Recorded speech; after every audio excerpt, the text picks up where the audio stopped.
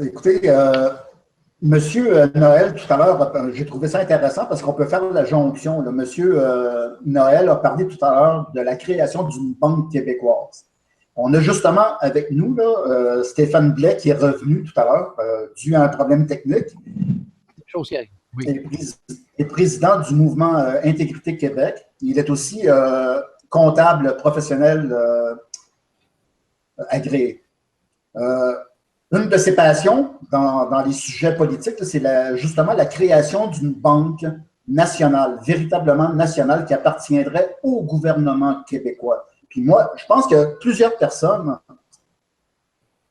est d'accord que si on veut vraiment l'indépendance, si on veut devenir souverain, avoir la souveraineté de notre économie, contrôler notre propre monnaie et notre propre banque. Il faut arrêter de s'en remettre à des banques privées qui appartiennent à des oligarchies dictatoriales. On parle des Rothschild, on parle des Rockefeller et compagnie.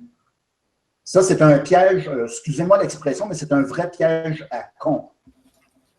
En bon québécois, dans des intérêts qu'on ne pourra jamais rembourser.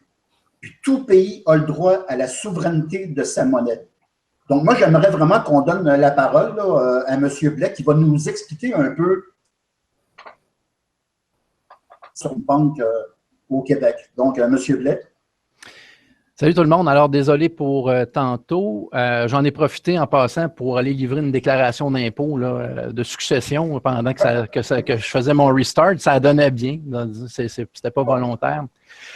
Écoutez, moi, je suis un souverainiste citoyen. Donc, les gens qui me côtoient savent que je suis président d'une compagnie qui s'appelle CanStar Fusion Acquisition. Difficile de croire que je ne serais pas enclin à aimer le Canada. J'aurais aimé que ça fonctionne. Le Canada, sauf qu'avec tout ce qu'on constate, c'est qu'il y a trop de paliers de gouvernement. Et on a également, on sait qu'on est dans un cul-de-sac constitutionnel et on sait également que nos institutions ne sont pas utilisées à bon escient. Quand je parle de ne sont pas utilisées à bon escient, le levier principal dont on ne parle pas dans les médias, c'est justement notre Banque du Canada qui, parmi le G7, est la seule banque détenue par un gouvernement, contrôlée à 100% par un gouvernement. Lorsque vous allez voir les états financiers de la Banque du Canada, vous allez voir que le détenteur, c'est vraiment le gouvernement du Canada qui détient 5000 actions. Est-ce que tout le monde est là encore? Oui? Oui. Parfait. Oui.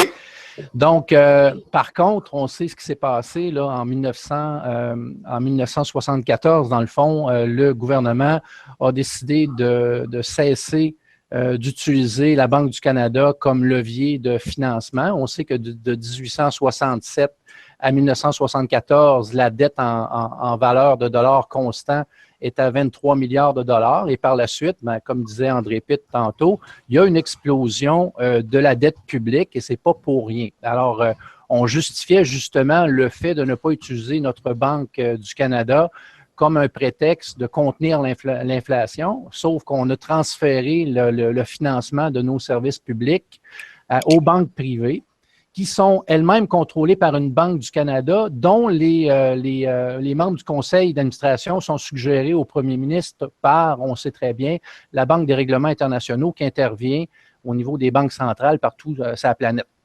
Alors, on a un système monétaire, dans le fond, qui est contrôlé de façon centrale, qui est déjà mondialisé avec la Banque des règlements internationaux qui a été créée en 1930. Et lorsqu'on entend les banquiers et même les caisses populaires maintenant, je veux dire, j'ai des clients qui à l'occasion, je dois aller négocier des prêts, et on entend le banquier dire « Ouais, ben là, les règles de Bâle, il faut qu'on respecte les règles de Bâle. » Les règles de Bâle, là, c'est les règles de la banque, des règlements internationaux. Bank of International Settlements, qui est à Bâle en Suisse. Donc, c'est une banque privée qui est comme un État en soi, qui n'a pas à répondre à aucune règle d'État. Et c'est elle qui dicte les règles du jeu aux banques centrales, qui elle-même dicte les règles du jeu aux banques privées. Donc, nous, ce qu'on veut, c'est simplement, un peu comme Marine Le Pen l'a dit dans une certaine entrevue, c'est récupérer le levier d'une banque centrale qui appartient 100% à un État.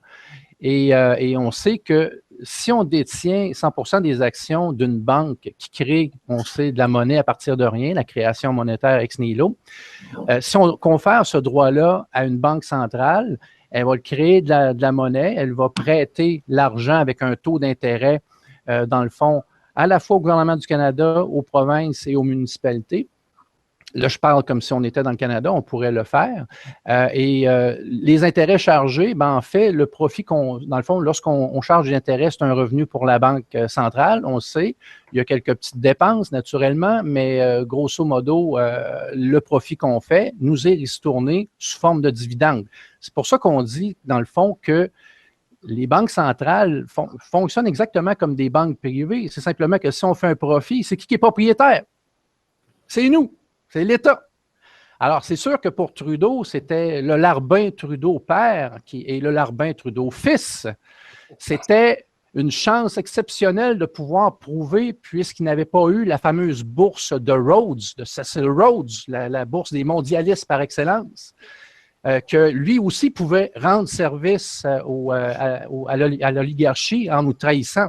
Et naturellement, les médias en parlent pas beaucoup. Hein. On a eu une entrevue qui a été faite, je crois, il y a 2-3 ans avec Rocco Galati à CBC, là, le soir. Là, on le retrouve sur YouTube, cette entrevue-là, qui explique un peu ce qui s'est passé. Mais, donc, bref, on est pris pour emprunter à des banquiers privés pour financer, dans le fond, nos infrastructures et nos services publics et les intérêts sont faramineuses.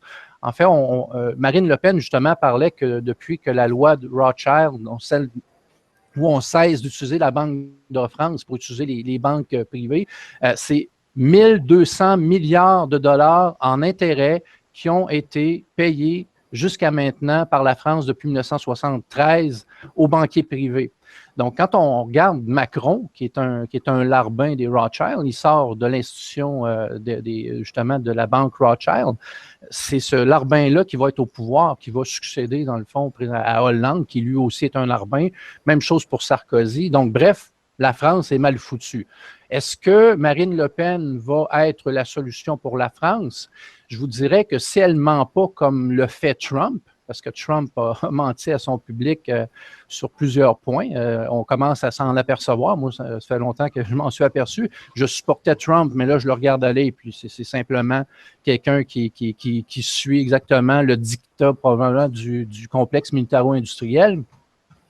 Et bref, en tout cas, bref, je ne vais pas trop m'écarter du sujet, mais c'est important d'être propriétaire de sa banque et de l'utiliser. Alors, le Canada est propriétaire de sa banque et il ne l'utilise pas. Donc, dans une souveraineté, moi, je ne comprends pas que depuis 1967, depuis la fondation du mouvement Souveraineté Association, jamais les sujets d'avoir une banque québécoise centrale, une banque centrale québécoise, une monnaie québécoise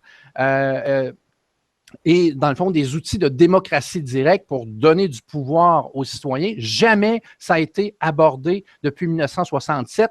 Sacrément, ça fait 50 ans. Alors, quand le Parti québécois m'arrive avec ses solutions, je n'ai pas tendance à croire qu'il est vraiment là pour changer les choses.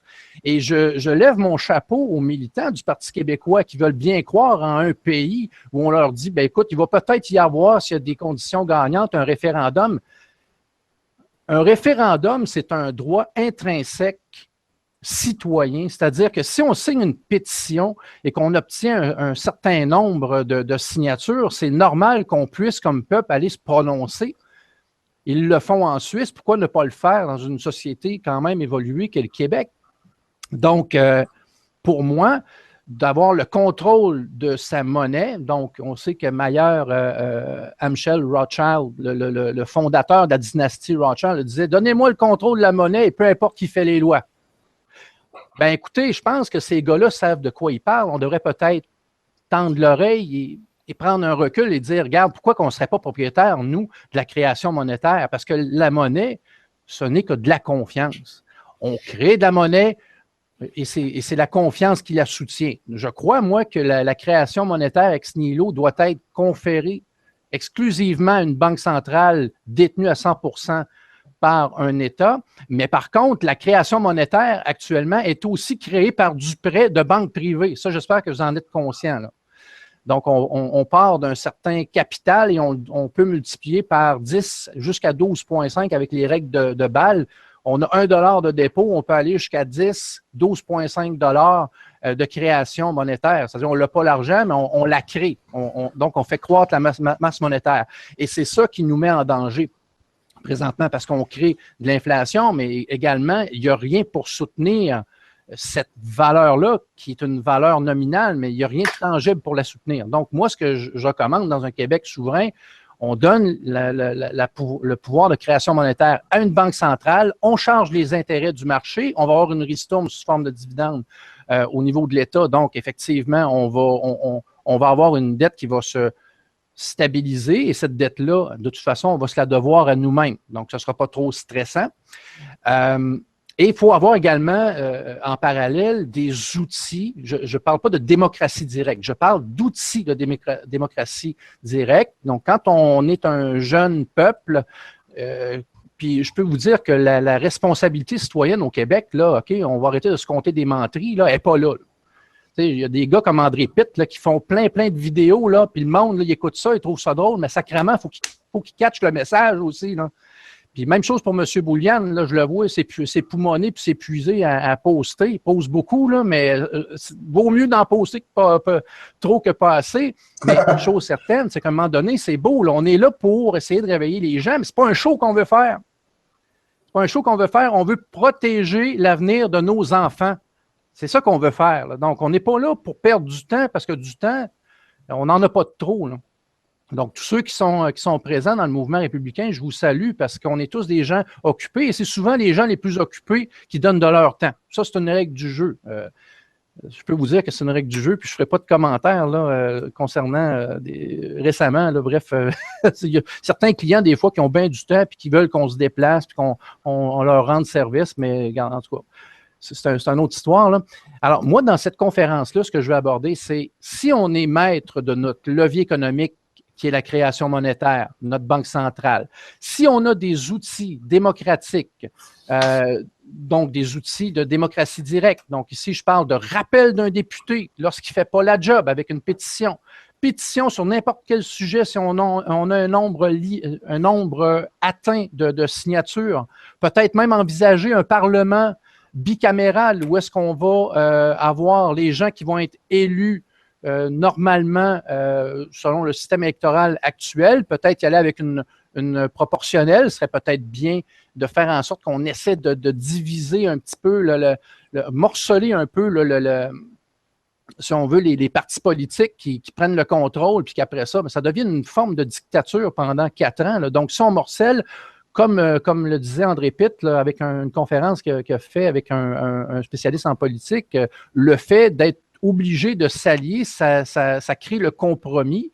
Et selon moi, ce serait bien d'y aller avec une proportionnelle. Puis, quand je dis Parlement bicaméral, c'est que si on fait un tirage au sort pour élire une forme de Sénat citoyen dans lequel, oups, un petit peu comme un jury, je suis obligé d'aller faire mon devoir citoyen, je fais 300 000 par année parce que je suis un médecin, bien, tu vas l'avoir ton 300 000, tu as été pigé au hasard, tu fais un mandat de 4 ans, puis tu es obligé d'aller rendre ton service, mon homme. Ou chère dame, tu sais. Tu fais 25 000 par année, ben, tu vas avoir un salaire décent, tu as été pigé au hasard, tu vas faire 70 000 par année ou 75 000 par année, mais tu es obligé d'aller faire ton devoir citoyen. Puis dans 4 ans, bye-bye.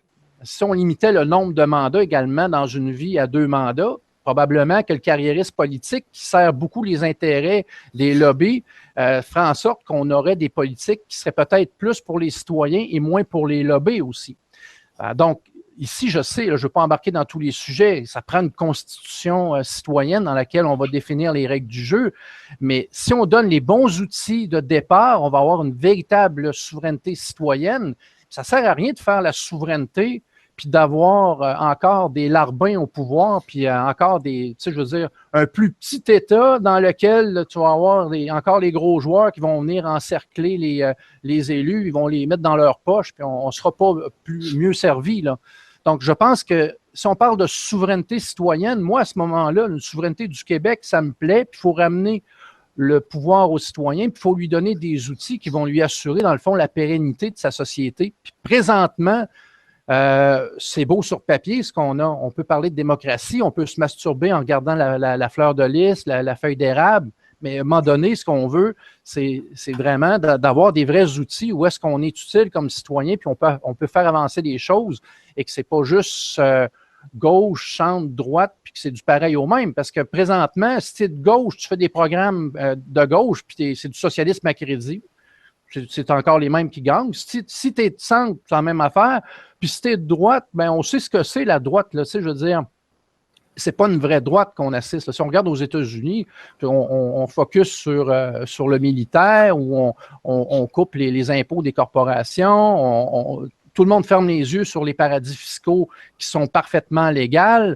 On ferme les yeux. Donc, écoute, à qui ça sert? Ça sert encore aux grands créanciers que sont les banques privées. Donc, il faut qu'on arrête de se fermer les yeux, puis il faut qu'on agisse. Donc, si on a des bons leviers démocratiques, donc de démocratie directe comme citoyen, une banque centrale, notre propre monnaie, on sait que la fameuse crise en Islande, s'il n'y avait pas eu leur monnaie, mon Dieu, ils sont là. Puis une chance qu'on n'ait pas embarqué. Ils étaient sur le point d'embarquer dans l'Union européenne. Une chance qu'on n'a pas embarqué parce qu'il y a eu une dévaluation, justement, de la couronne islandaise ou du marque islandais. Je pense que c'est la couronne islandaise. Et puis, qu'est-ce que ça a fait? Ça augmente les exportations et ça amène des touristes. Hein? C'est pour ça qu'on parle autant d'Islande depuis quelques années. Ça ne coûtait pas cher. Il y a eu une crise financière. Les gens ont afflué et puis ça a redonné une vigueur à l'économie islandaise. Pourquoi? Parce qu'ils étaient maîtres de leur monnaie et également, ils ont été maîtres de leur système bancaire puisqu'on sait qu'est-ce qu'ils ont fait. Ils sont allés dans la rue, ils ont exigé de nationaliser les banques privées et ils ont foutu le gouvernement dehors. Il y a des bons vidéos là-dessus. Donc, mais le peuple islandais, contrairement au peuple québécois, je m'excuse, est un peuple qui est très responsable. Il sort dans la rue, il a une bonne stratégie, il applique sa stratégie et il règle le problème. Alors ici, si on passe du point A et qu'on va aller au point Z, je pense qu'il va falloir qu'on fasse B, C, D avant d'arriver à Z. C'est-à-dire, si on se donne certains outils concrets, comme le rappel d'un député ou du signage de pétition, mais ça va nous permettre de commencer à dire, waouh, quand ça ne fait pas l'affaire, là, Philippe Couillard, c'est un député, on pourrait peut-être le rappeler dans sa circonscription. Ils vont peut-être marcher les fesses un peu plus serrées. C'est un début. C'est un début. Moi, ce que je trouve dommage, c'est que là, on est d'un extrême à l'autre et ça sert qui? Ça sert l'élite, puis ça sert les médias également de dire on va mettre le focus sur un parti comme le Parti citoyen. Eux autres, ce qu'ils veulent, c'est le peuple décide. Le peuple décide. Ben oui, mais le peuple décide, je veux dire, ça prend quand même une certaine stratégie, là, je veux dire. Une société, c'est organisé une société, il y a des finances publiques, il y a des programmes sociaux, on ne peut pas dire bon, ben là, on lève la main puis on défait tout ce qui est fait, on le fait, on le défait, on le fait, on le défait. Ça prend une certaine cohérence. Donc, le problème avec des partis comme le Parti citoyen, c'est qu'ils veulent devenir une démocratie directe du jour au lendemain, puis écrire une constitution tout le monde ensemble. Ben voyons donc. Puis ils ont de la misère à l'interne à ne pas se donner des claques à la gueule, puis ça démissionne, ça change de parti. Il faut s'unir, il ne faut pas se diviser. Et pour ne pas se diviser, il faut être un peu moins idéaliste, puis un peu plus pragmatique, puis peut-être un peu plus pratique. Donc, faire ce qu'on fait là, de dire, il y a une conférence qui se donne le 17 juin, bien, commencez donc par vous lever le cul puis aller à la conférence au lieu de philosopher sur le web. Puis je ne parle pas des conférenciers, ils vont être là, eux autres. Mais le peuple là, qui dit ouais, ben là, lève-toi le cul, puis va à la conférence. Il y a 400 places de disponibles. Si tu ne te lèves pas le cul, tu es un larbin comme les autres. OK? Excusez, là, mais peut-être que je parle de façon crue, mais à un moment donné, il va falloir qu'on se dise des vraies affaires. C'est bien beau là, de chatter et de dire je suis un guerrier du net, mais à un moment donné, il faut passer à l'action et il faut avancer. Ben, désolé, là, je sais que c'est cru un petit peu. C'est correct. Simplement... Écoute, Stéphane. Oui. Stéphane, moi, je peux te le dire là, quand même. Là, on organise le colloque au mois de juin. On a 480 places disponibles. Billets, mais c'est certain que moi, quand je regarde les gens en colère sur Facebook. Oui, mais Guy, tu as à peu près quoi? Tu as 50 billets de vendus. Là. À un moment donné, il va falloir que ça lève, puis il faut que les gens s'éveillent. C'est ça que je suis en train de dire. Je regarde la colère des gens sur Facebook. Tout le monde chiale là, actuellement. Ben oui. Je suis d'accord avec toi, Stéphane. Il faudrait vraiment que les gens me disent, bon, là, il y a un événement qui a lieu. Je ne veux pas avoir la prétention de dire que j'ai organisé l'événement du siècle. C'est pas ça l'idée. Mais on fait un événement pour réunir les gens. Ben là, ceux qui sur Facebook, ben, je le sais qu'il y a des gens qui sont en région. Ça, on les comprend, ils habitent loin de se déplacer pour oui. de transport limité. Mais ceux qui sont relativement près de Montréal ou à Montréal, s'il vous plaît, là, il faut vraiment lâcher Facebook. Oui. Il faut lâcher les réseaux sociaux. Venez